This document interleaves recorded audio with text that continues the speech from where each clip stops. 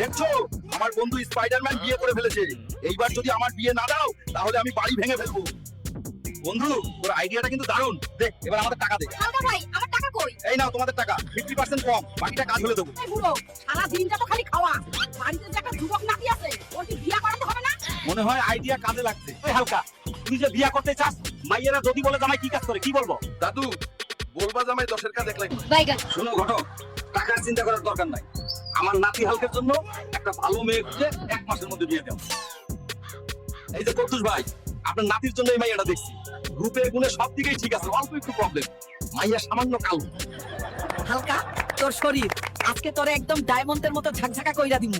আমার নাতি ভাইয়ের বিয়া বলে কথা। দি গেলাম বিয়া করতে। যা নাতি ভাই যা। দোয়া করি যাতে তোর মনের আশা পূর্ণ হই।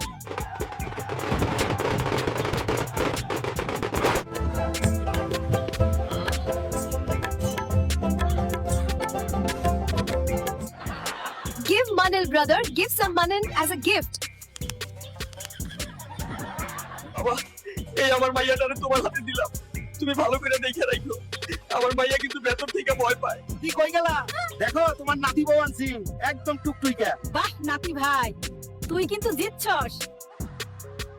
এই নিন, দুধ খেয়ে নিন। বউ, এই গ্লাসের দুধে হবে না, আমায় বালতি করে দুধ আইনা দাও। ওই মোটা হাতি, তোরে দুধের সাথে ঘুমের ওষুধ মিশিয়ে দিছি। চলো যান, এখন আমরা পালাই, আর কেউ আটকাতে পারবে না। আমার বউ নাই, আমি থুয়ে পলাইও চলে গেল। আমার কপালে আর এই জীবনে বিয়ে করা হইল না।